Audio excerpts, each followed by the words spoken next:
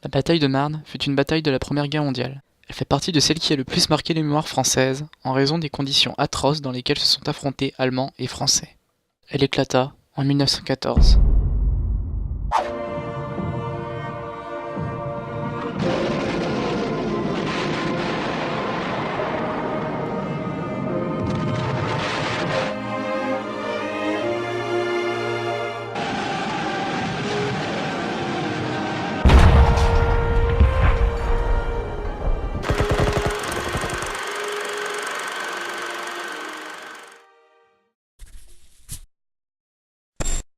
Aujourd'hui, la ville possède plusieurs lieux de mémoire de la Grande Guerre. Nous nous sommes pour cela déplacés et avons visité ces lieux.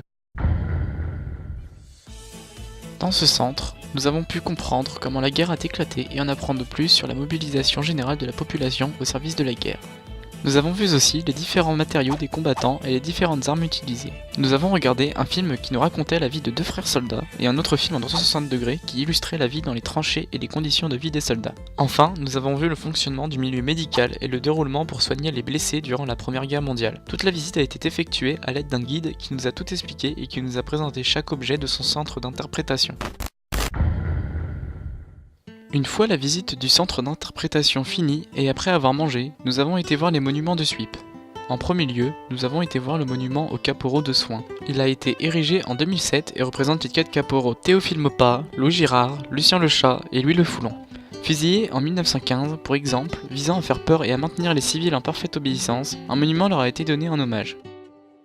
Ensuite, nous avons vu un deuxième monument qui était le monument aux morts de la commune de Suippes. Il a été sculpté par Félix Desruelles en 1920 et représente une paysanne venue se recueillir sur une tombe d'un soldat au milieu d'un champ de blé qui était autrefois un champ de bataille. Ce monument symbolise le deuil et la tristesse. Par la suite, nous sommes allés voir le monument américain du Blanc-Mont. Ce monument fut érigé en 1937 par Arthur Lomy Armon pour commémorer les hauts faits de soldats qui ont combattu dans cette région en tant qu'alliés français. Ce monument mesure plus de 20 mètres de haut et est un point stratégique durant la guerre dû à sa hauteur et au terrain plat qui l'entoure.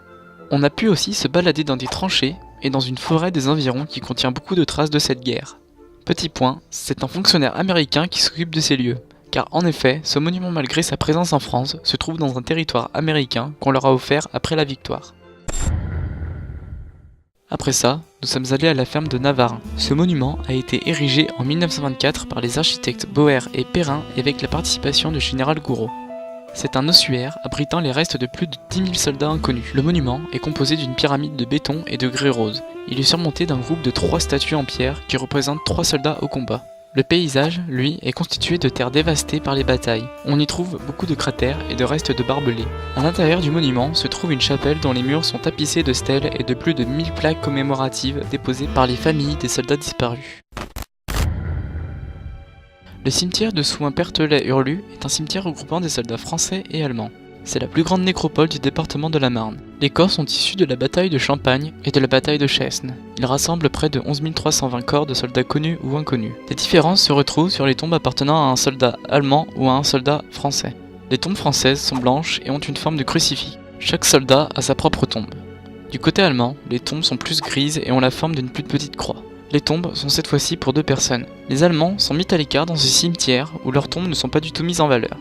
Malgré le bon vouloir de ce cimetière, les Allemands sont mis de côté.